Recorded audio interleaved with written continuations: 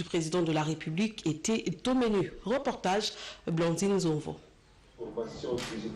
La Banque mondiale, l'un des partenaires privilégiés de la République démocratique du Congo, est engagée notamment dans les réformes institutionnelles entamées sous la haute direction du chef de l'État Félix Antoine Tshisekedi Tshilombo. C'est dans cette lancée que le président de la République a eu un entretien par visioconférence avec Hafez Ghanem, vice-président de la Banque mondiale pour l'Afrique de l'Est et australe.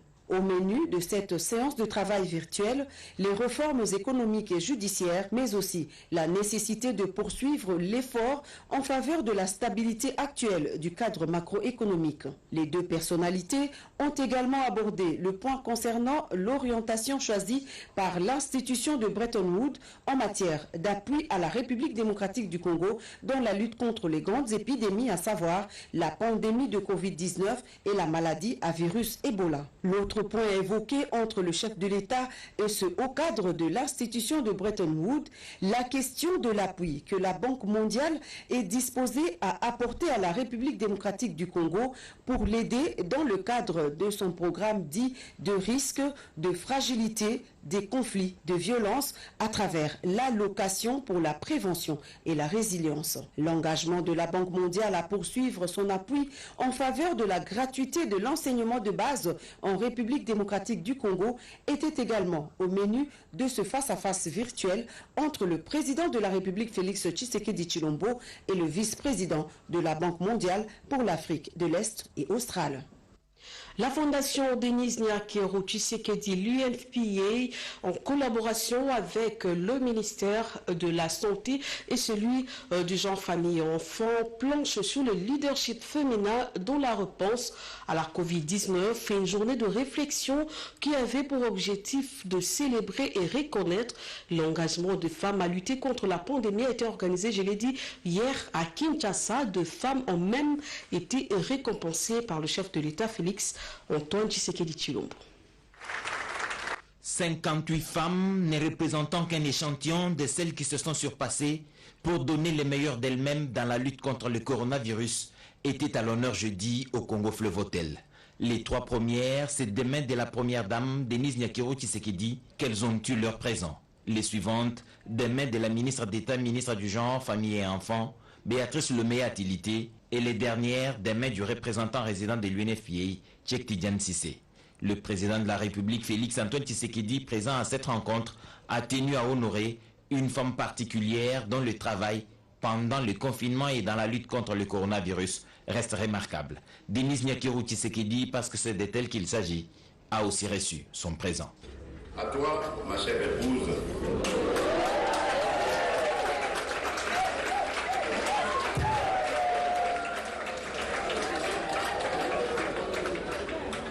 je voudrais ici t'exprimer une nouvelle fois toute mon admiration.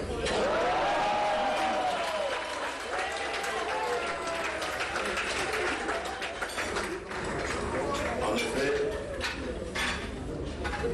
j'admire ton dévouement pour ce combat salutaire que tu mènes dans l'amélioration des droits et des conditions de vie des femmes et des jeunes filles. Avant cette remise des cadeaux, des allocutions avaient été entendues, dont celle de la ministre d'État, ministre du genre, Béatrice Lemay Atilité, celle de la première dame, Denise Nyakero Tshisekedi, celle du docteur Jean-Jacques Mouyembe Tanfoum et celle du représentant résident de l'UNFPA, Tchèque Tidiane Cissé. Des scientifiques, comme cette étudiante en physique, des prestataires de santé, comme cette laborantine, cette sage-femme de Lubumbashi dans le Haut-Katanga, cette couturière à Kinshasa, et l'adolescente artiste de Matadi ont partagé leurs expériences exceptionnelles par les actions avant-gardistes qu'elles ont menées dans la lutte contre le coronavirus. Ce panel a mis la lumière sur l'essence du thème de la Journée internationale de la femme, leadership féminin pour un futur égalitaire dans le monde de la Covid-19. De nombreuses braves femmes anonymes ont été saluées par la première dame qui leur a assuré son soutien. Oui, elles sont plusieurs, disséminées dans les provinces, ces héroïnes dans l'ombre qui se reconnaîtront et que nous ne connaîtrons peut-être jamais. Là où vous êtes, sachez que je suis particulièrement admirative de vos réalisations.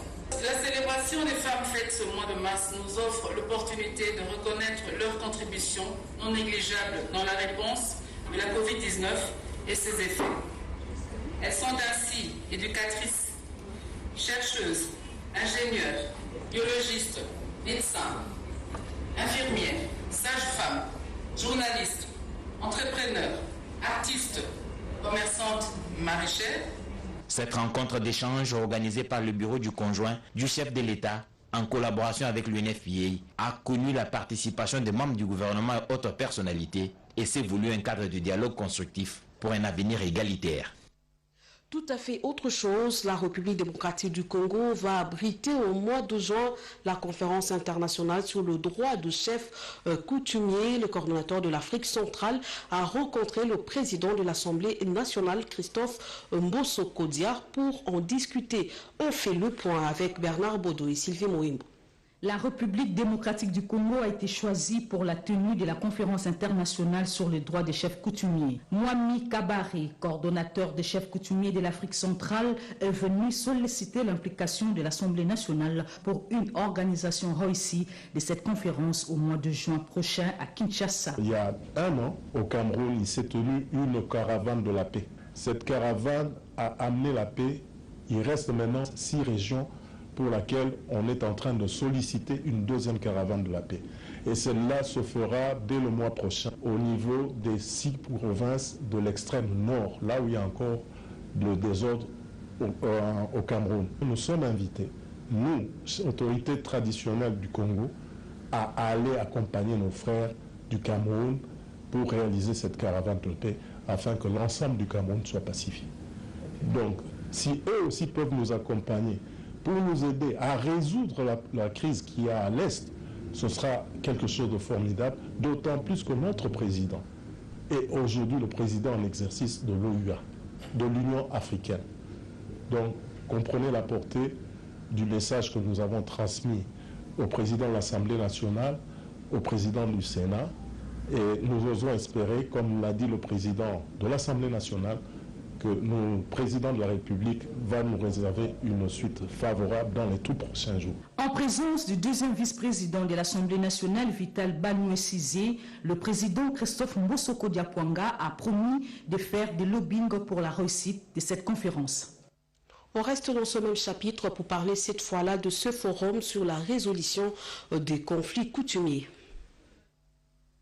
Le pouvoir coutumier joue un rôle important dans la résolution des conflits dans nos communautés et l'appui de coutumiers contribue efficacement dans le développement d'une nation. La communauté Tekeumbu veut se placer à l'avant-gardiste dans ce secteur en appuyant le président de la République dans sa vision qui accorde une place importante à l'homme, acteur au centre de toutes les réformes, notamment dans la résolution des différents conflits qui gangrènent les communautés congolaises. Au cours d'une séance d'échange en prévision du forum des autorités coutumières prévu très prochainement à Kinshasa, les membres de cette communauté ont fait un état de lieu des différents problèmes à la base du sous-développement de leur contrée. Félicitons son Excellence M. Félix Antoine Tshisekedi Tshilombo, président de la République, pour l'avènement de l'Union sacrée de la nation, devenue une réalité congolaise. Saisissons cette occasion pour solliciter auprès de son Excellence, Monsieur le Président de la République, de bien vouloir penser à nous dans le futur gouvernement et bien d'autres secteurs, d'autant plus que nous disposons des compétences voulues en différents domaines de la vie nationale. À travers cette matinée, les autorités coutumières Tekeumbu ont salué la vision Union sacrée du chef de l'État et sollicitent à cet effet un regard particulier du chef de l'État à leur endroit pour bâtir un Congo nouveau. Une proposition de solution n'a pas manqué. Le ministre provincial de la fonction publique et de l'emploi, Amos Mbokosso, a effectué une descente à Congo Call Center. C'était pour se rendre compte de la condition de travail au sein de ce groupe d'entreprises de services Call Center, Orange, Canal+, CFAD et Info Vide. Un commentaire de Joël Makela. Monsieur le ministre, nous venons de vous accueillir dans nos installations. Les clients des entreprises alliées sur la plateforme Congo Call Center se plaignent de la qualité des services qui leur sont rendus. La rumeur est arrivée au ministère provincial de la fonction publique et emploi que dirige Amos Mokoso. Ce dernier a entrepris de visiter cette plateforme de télécommunication pour se rendre compte de la qualité du travail. Sur le lieu, le ministre s'est rendu compte de l'immensité du travail qui s'effectue. Au contraire, il est sorti satisfait du travail de Congo Call Center. C'est la première fois que je vois un entrepreneur congolais et avoir une telle structure qui emploie plus de 300 jeunes. Et puis c'est une structure qui accorde beaucoup de privilèges aux jeunes et la promotion des jeunes. Et je connais également un problème dans la concurrence faite par les multinationales. C'est comme ça que j'en appelle à l'attention des autorités qui me suivent, que nous avons le devoir de protéger nos entreprises nationales, surtout les petites entreprises qui font la promotion des jeunes, comme celle-ci. Donc il est de notre devoir, moi en tant que ministre de l'Emploi, et je peux déjà rassurer la direction de Congo Call Center de mon soutien, et je vais transmettre à qui des droits ce que j'ai vu, pour que nous puissions accompagner une telle entreprise à aller de l'avant. Le ministre a promis d'assurer la protection de cette entreprise par l'État. Direction la province du Nord Kivu, les forces armées de la République démocratique du Congo ont reçu une aide en vivre et non-vivre.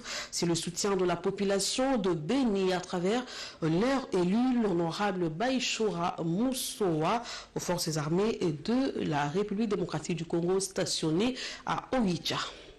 Après l'étape du secteur de Rwenzori, ce sont les militaires des FARDC au front sur l'axe Oicha et Ringeti, réputés comme triangle de la mort, qui ont réussi l'appui en vivre et non-vivre dont de l'honorable Baïtoura Moussoa Shadrach, élu du territoire de Beni au Nord Kivu. C'est un lot important évalué à plus ou moins 2 tonnes de vivres qui vient d'être remis au colonel Kisembo dans cette zone opérationnelle où les FARDC se battent contre les ADF MTN par l'entremise de M. Jérémy Mouessi, premier suppléant de l'honorable Baïtoura. Nous retrouvons à Oicha, chef-lieu du territoire de Beni, comme nous l'avons fait à Mutwanga le jeudi passé. Nous sommes la délégation de l'honorable Baïtoura Moussoa Shadrach, député national. L'honorable Baïtoura Moussoa Shadrach, dans les soucis du retour d'une paix durable dans la zone, il nous a demandé de nous pointer à Oicha pour venir remettre ce lot de vivres aux militaires, les FARDC, qui sont en train de mener un travail magnifique sur la ligne de front. Cet élu de Beni Territoire ne gire que pour la paix et pour lui, sa principale contribution est de soutenir l'unique armée que nous avons, le FARDC, comme affirme ici Maître Thierry, coordonnateur de l'ASBEL Base en Action, une ONG initiée par l'honorable Baïtoura Shadrach. Alors, l'honorable Baïtoura n'a pas préféré se limiter à Mutwanga.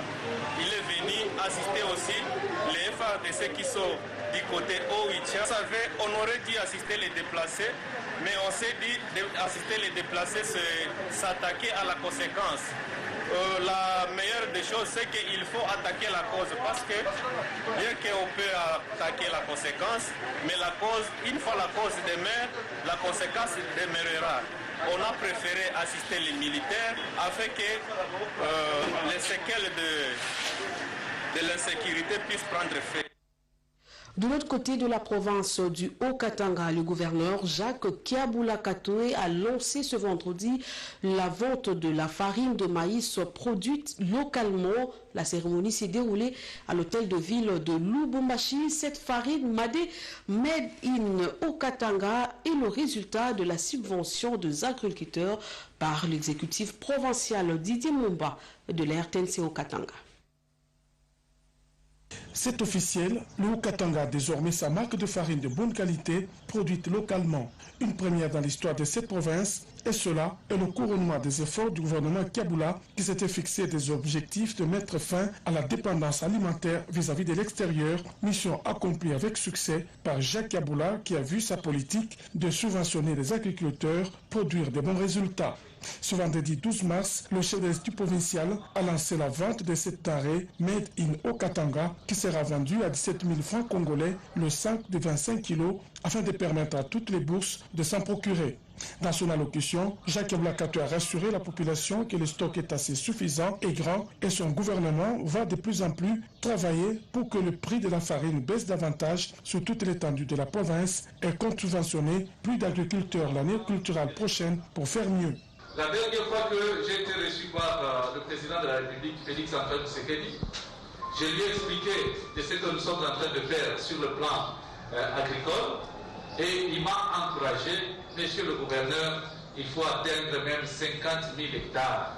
Donc vous êtes à 15 000, mais faites tout pour que vous atteignez même 50 000. Le numéro 1 de province, les ministres provinciaux et autres officiels étaient les premiers à acheter cette farine. Cet aliment est produit à base de maïs rétrocédé par les agriculteurs bénéficiaires de la subvention du gouvernement provincial. Rendons-nous à Kwilu pour parler des activités qui se sont déroulées sur place. Plusieurs thèmes sur la promotion de la femme ont été exposés par les leaders et notables de la province du Kwilu. Cette rencontre financée et appuyée par la Banque mondiale à travers la structure Oxfam et PDS a regroupé 150 femmes, membres des associations féminines venues des différents coins de la province du Kwilu. Cette conférence vise à mobiliser les femmes et les hommes afin de réduire les violences basées sur les genres pour l'autonomie corporelle et sexuelle, la protection des droits de femmes, le renforcement du leadership féminin pour un futur d'égalité dans un monde secoué par la Covid-19. Chers membres de la communauté ou dans les 72 heures qui suivent un acte de violence sexuelle, consultons un service sanitaire le plus proche afin de prévenir les grossesses précoces non désirées ainsi que les maladies sexuellement transmissibles et le VIH-Sida. Aucun homme n'a le droit ni de tabasser ou de maltraiter sa femme, ni de lui priver le droit d'accès aux ressources et aux opportunités. Un comportement non violent dans le ménage constitue une clé du développement du foyer. À cette occasion, des messages de sensibilisation contre les violences basées sur les genres à cette période du Covid-19 ont été lancés.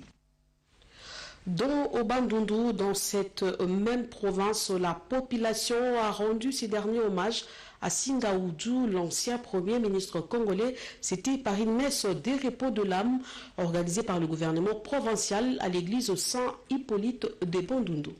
La population de Bandundu-Ville a rendu des derniers hommages au patriarche Singaoudou, l'ancien premier ministre congolais sous l'ère Mobutu et pionnier de l'érection de cette ville en chef-lieu et voire même son électrification. C'est par une messe des repos de l'âme organisée à l'église Saint-Hippolyte à Bandundu par le gouvernement provincial, messe à laquelle le gouverneur de province Willy Tshundala Hassan a pris part active avec quelques figures de son gouvernement. Dans l'homélie de l'officiant du jour tiré du livre de Marc chapitre 10 et du 41e au 45e verset, les acteurs politiques ont été exhortés à servir avant de servir selon l'esprit d'un Singaoudou qui a servi Bandundu avant son milieu d'origine. Au nombre de témoignages faits pour la circonstance, le plus frappant a été celui du gouverneur Willy Tshundala qui dit l'avoir réussi dans un passé très récent à son bureau lors du cinquantenaire de Bandundu. Le gouverneur Willy Tshundala reconnaît du patriarche Singaoudou un sens de réunification dans la politique. Pour confirmer le caractère cosmopolite de la ville de Bandundu, l'autorité provinciale a demandé à tout habitant de la ville de se sentir à l'aise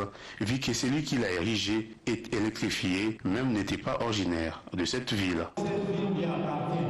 Pour moi, cette ville appartient à Singaoudou, qui est le propriétaire de cette province.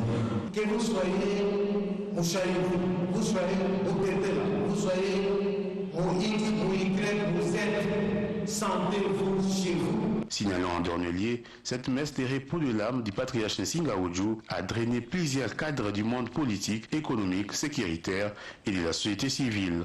Le ministre disparu s'est rapporté en terre ce vendredi à Sontin, agglomération située à quelques kilomètres de la localité Semendoa dans la province voisine de Maïndombe. Mois de mars au mois de la femme, les femmes de l'Assofachi ont sensibilisé les femmes membres de leur association sur le thème de la journée du 8 mars. Pendant ces temps, les femmes du secteur minier plaident pour l'amélioration de leurs conditions de travail. Dans ces condensés, les femmes qui exercent le métier dit des hommes dans la province du Kasaï central ont réfléchi sur l'entrepreneuriat féminin. Les habitants de la ville d'Mboujimaï, dans la province du Kasaï oriental, ont bien accueilli les députés nationaux Eliezen Tamboui dans le cadre de ces vacances parlementaires. Dans le prolongement de la journée internationale des femmes qui est lieu le 8 mars de chaque année, cet élu du peuple a joint sa voix à celle de toute la famille des Nations Unies sous le thème mondial. Leadership féminin pour un futur égalitaire dans le monde de la Covid-19. En écho à la célébration nationale, l'honorable député national Eliezen Tamboui a choisi de se rendre à Mboujimaï afin de fêter avec la population de cette partie du territoire national. Un bon père de famille, l'honorable Eliezen Tamboui a communié avec les habitants de cette ville fatigués des promesses qui ne se réalisent jamais. L'élu de Kinshasa ne s'est pas présenté les mains vides dans ce coin du pays. Dans sa gibecière, des vivres et non-vivres, notamment des pagnes, sacs de farine de maïs, sémoules, des cartons de poissons salés, des chaises roulantes et bien d'autres encore. S'y place une enveloppe d'argent dont le montant n'a pas été révélé, a été également remise au gestionnaire de quelques orphelinats. Le geste a été posé dans le cadre de son opération baptisée Pesa Moninga Sourire. Diverses couches sociales ont été également ciblées lors de cette activité de bienfaisance. Le stade de Kanzala était noir du monde ce lundi 8 mars, journée internationale des droits de la femme. Tous ont répondu présents pour célébrer cet être si cher à partir de laquelle nous avons la vie.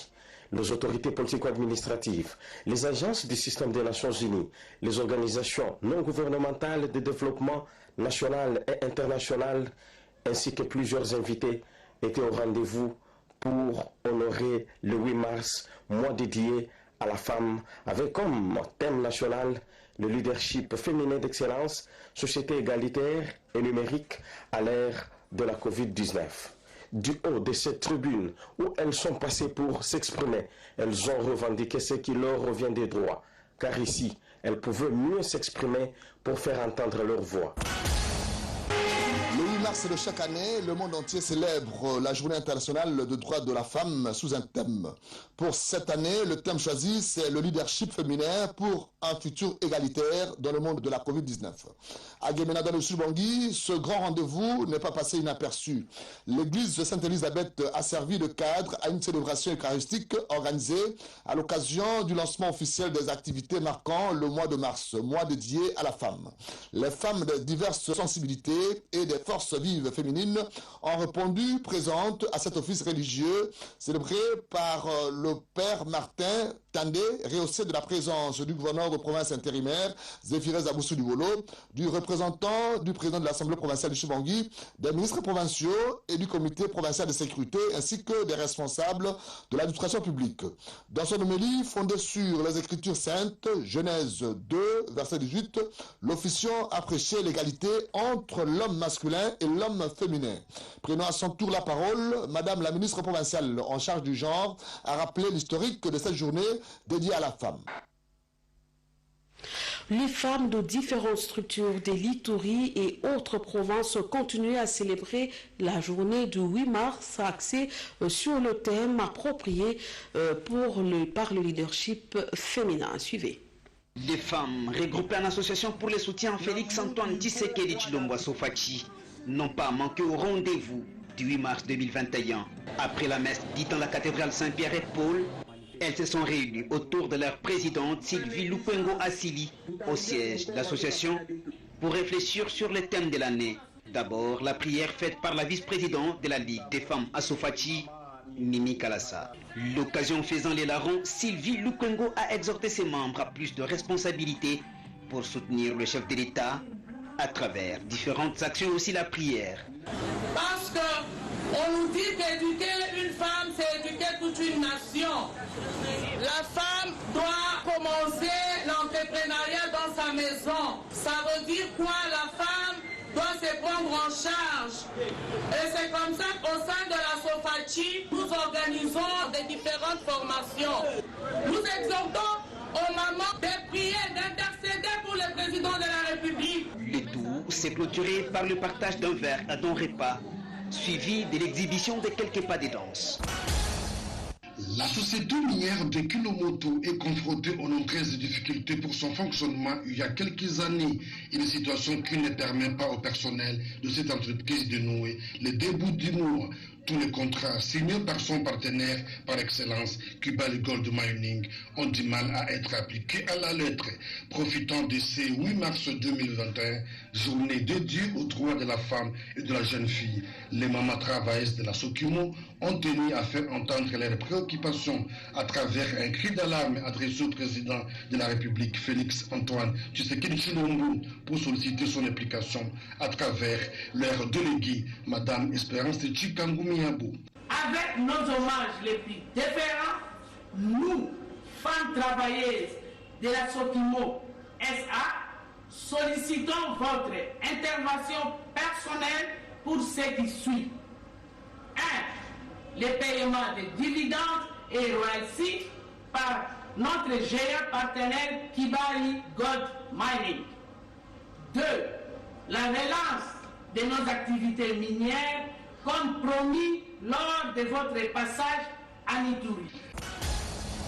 Ce forum d'un jour placé sous le thème « La perception du genre dans l'entrepreneuriat féminin » a connu la participation d'une centaine de femmes, parmi elles des peintres, électriciennes, journalières dans les chantiers de l'OVD et celles qui se livrent à la plomberie et la maçonnerie. À travers cette initiative qui a permis l'échange d'expériences entre ces êtres féminins qui se livrent aux travaux qu'on croyait être l'apanage des hommes et les femmes leaders, l'objectif est d'amener ces femmes modèles à épargner et s'élancer dans l'entrepreneuriat féminin, question d'encourager leur autonomie après les contrats, fait savoir la directrice provinciale de l'ICOFEM, Élisée Lusambaka Dima.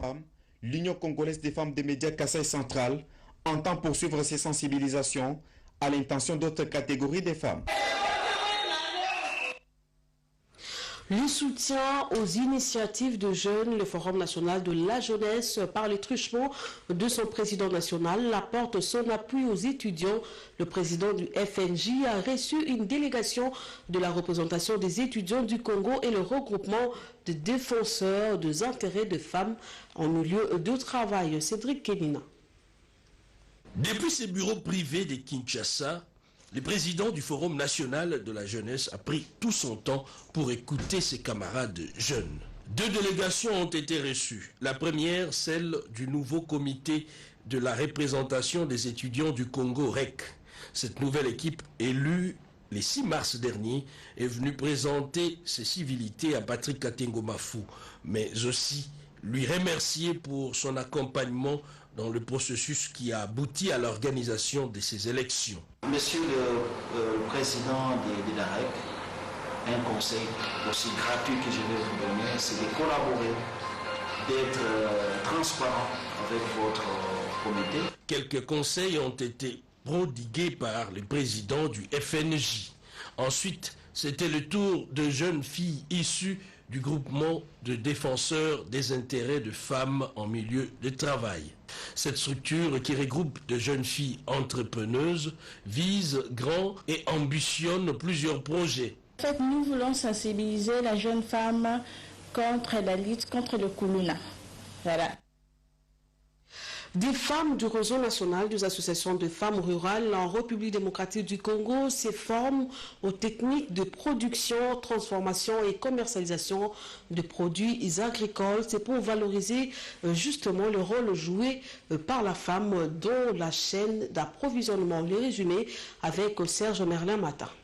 Très souvent vendus bruts, les produits vivriers rapportent très peu d'argent. Transformés, ils permettent d'améliorer les menus et de renforcer les pouvoirs économiques des femmes. En cette première journée, l'accent a été mis sur la production, la transformation, la conservation ainsi que la commercialisation des produits agricoles et bien d'autres. Encore, question de booster les revenus des femmes rurales. Il s'est agi, entre autres, des contraintes et opportunités des filières manioc, la culture et production à la farine de manioc. La ministre provinciale provinciale en charge de l'environnement, affaires sociales et des personnes vulnérables de Kinshasa, Laetitia Benakabomba, a salué à juste titre cette initiative qui entre dans le cadre du volet renforcement des capacités du réseau national des femmes rurales en République démocratique du Congo. La deuxième partie de la journée a été consacrée aux effets du changement climatique sur le secteur agricole. Plusieurs recommandations ont été formulées à l'issue de cette activité. Alors nous avons opté de pouvoir